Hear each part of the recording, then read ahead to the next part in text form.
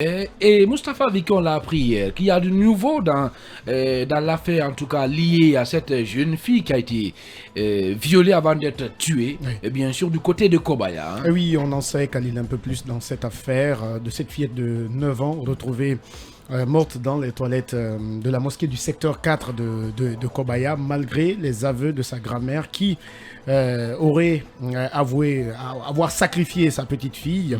Les sages, figurez-vous, les 6 sages, les 6 conseillers de la mosquée de ce secteur qui ont été interpellés il y a 2 semaines de cela. Donc aujourd'hui exactement, ça fait 15 jours puisque c'est le mercredi soir 29 juin qu'ils ont été interpellés. Ils sont au nombre de 6, je le disais, depuis 2 semaines. Leur famille ignore toujours le sort qui leur sont réservés avec de nombreux enfants. Voilà, pour la plupart avec 2 épouses et une dizaine d'enfants. Ces familles sont confrontées aujourd'hui à d'énormes difficultés parce que les pères de famille ne sont pas là. J'ai fait par exemple un tour dans la famille Barry où j'ai réussi à échanger avec une des épouses.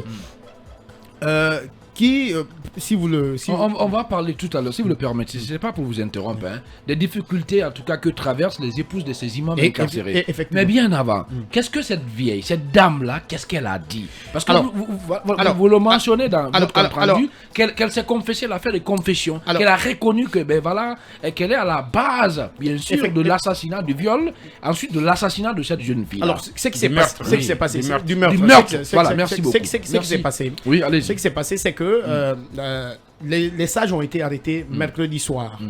Et 2 jours après, les autorités les policiers, les enquêteurs ont jugé nécessaire d'interpeller la grand-mère, puisque dans le quartier, dans le quartier, il y avait eu plusieurs témoignages comme quoi elle y vivait avec des féticheurs pendant des jours précédents et que la fille était souvent mise en commission par ces derniers pour faire des courses, acheter notamment des boîtes d'allumettes, des chourailles et ainsi de suite. Donc, 2 jours après, donc vendredi soir, la grand-mère a été interpellée avec ces féticheurs-là.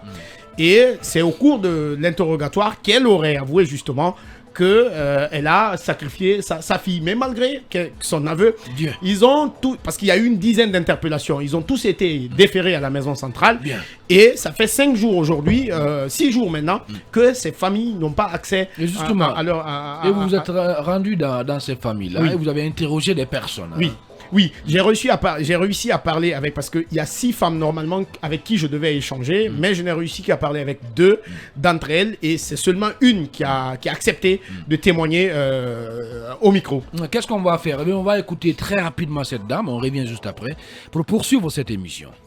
Min ko Ilias Diallo mi makete ɓengu alaji ceerno bari ko kamɓe woni conseil on ka juulirde meɗen soñji meɗen maapi modi amen ari ka jaamiw juulugol futuro wonɗon ɓe juuli gueeƴe ne ɓaali woni seeɗa 21 ɓe noddilan téléphone ɓeni wo ɓeeka central naɓiɓe sonfoniya wimi ko dalil honno naɓi on toon ɓeni ɓeyni wo ko jum maykun ka juusi jaamiw kum ɓawa kamɓe woni recteur sabule jaamiw o ɗum sabu ɗum ɓe naɓira toon wonɗon mi landiɓe ko honɗum ɓeni fusi yewtaka taw wonɗon ha e 17 heures min nani ɓe naɓama dixin ka tribunal wonɗon kadi seeɗa men nani woɓe transféri ɓe siirete woni hande balɗe 14 bimmode amen yalti ka suudu ko père de famille min mari ɓiɓɓe 16 ñaama wona sinano funi waɗi ɓiɓɓe ɗiɗo ko hitande lebbi 5 ɓiɓɓe ɓen mari ɓe yaray ɓe ñaamay ɓe lototo ɓe waɗa e piiji ɗin fop joni noon biɓe nanguimode amen ɓe naɓi siɓe heeɓi kokkora men ñiiri ndi mi heɓata maafe on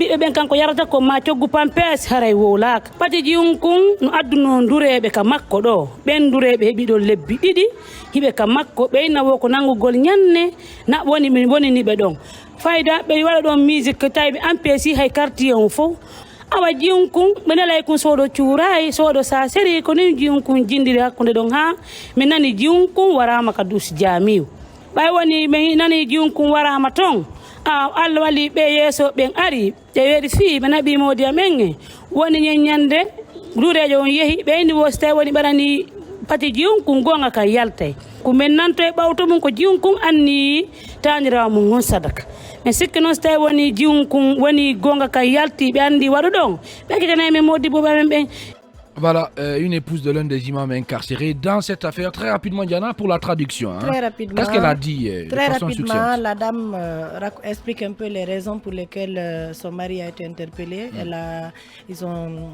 Ça fait maintenant 14 jours depuis que son mari est en détention.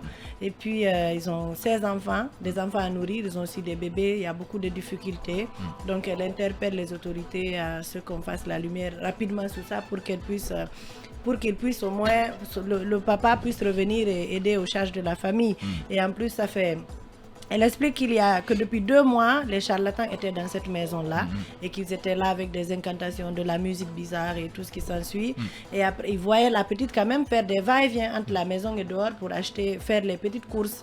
Et puis après, ça n'est suivi le décès de la fille, le meurtre de la fille. Elle a été retrouvée dans les toilettes de la mosquée. Et voilà, ils sont venus après interpeller les sages à la mosquée. Voilà. Allez, c'est tout. Prions Dieu que... Voilà, que oui, mais après prions Dieu qu'on ne nous dise pas demain que Dieu a quitté la Guinée. Allez, rapidement, Moustapha Biki, où en sommes-nous justement dans l'évolution de l'enquête? Alors, ce que les familles, ces épouses surtout déplorent, c'est le silence, par exemple, de la Ligue communale islamique. La Ligue islamique communale de Ratoma, puisque Kobaya relève de Ratoma, mais aussi le silence des autorités judiciaires autour de cette affaire. Et certaines épouses, puisque je vous disais que sur 7, seulement une a accepté de parler au micro, sur les 6 autres femmes ont peur d'aggraver la situation de leur époux en s'exprimant dans la presse. Donc aujourd'hui, ignorant leurs droits, ignorant justement que, en dénonçant par exemple cette pratique, cela pourrait aider leur époux, finalement, elles ont peur de parler à la presse pour ne pas aggraver la situation de ces derniers. Voilà, très rapidement, Diana Diallo, vous êtes une femme. Voilà comment expliquer un peu l'état d'âme dans lequel peut se trouver un peu les parents de cette fillette-là, sacrifiée par sa propre grand-mère. Voilà. Selon les allégations. Voilà, oui, mais elle a reconnu les faits, elle a dit, elle a avoué. Même quand elle reconnaît, elle est encore une d'accord, il n'y a pas de problème. Il n'y a pas de problème. Même quand elle reconnaît les faits, il n'y a pas de problème. D'accord, présumé. Donc, coupable. Je pense que les femmes sont pressées de récupérer leur mari, mais en effet, la justice, la petite mérite justice. Elle a été assassinée froidement et transportée dans les toilettes d'une mosquée. Attention, si elle a été assassinée. Non, attention. On ne connaît pas le lieu. Si vous le permettez.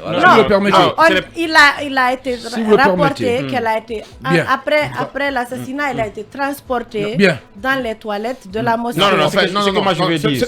Mon micro est fermé. Si vous le permettez. C'est que je vais dire. Rapidement. C'est que je vais dire. Rapidement, parce que je n'avais pas le goût, je pense qu'on allait passer à autre chose, mais Diana me donne le goût de parler de ce sujet. D'abord, assassinat, c'est quand le meurtre est suivi de préméditation. Et pour le moment, on ne sait pas. Donc, on s'en tient au mot meurtre. Et ensuite, je pense que c'est vrai, et très souvent, on a oublié, même quand quelqu'un a été victime, très souvent, on oublie le droit de celui qui est présumé, coupable. Et on pense à la famille de cette fille. On peut se mettre à la place de la famille, et tout ça, et de la fille elle-même. Mais aussi, on se met à la place de ses épouses, de ses imams qui sont en prison. Vous savez même quand ils le font. Non, je termine bien. Vous savez qu'il y a complicité. Même s'il y a complicité, il appartient à la justice de suivre la procédure et de les juger, de leur offrir un procès équitable et à temps. Et parce que c'est le moment de dénoncer le fait qu'il y a à la maison centrale des personnes qui sont là pour des situations et qui sont là depuis des années, qui n'ont même pas... Parfois, la bataille que les avocats mènent, ce n'est pas seulement à la barre. Ils mènent une bataille pour pouvoir enrôler des affaires qu'ils ont, pour avoir seulement qu'on programme votre affaire devant le tribunal. C'est une bataille et ça doit cesser. Quand vous êtes arrêté, vous avez droit à un procès et un procès équitable. Voilà, mesdames et messieurs, vous l'avez compris, c'est ainsi que nous entamons donc ce numéro de cette émission, le supplément. Et si c'est maintenant que vous nous rejoignez, je le rappelle que vous êtes à l'écoute de Film Guinée. Merci de votre fidélité.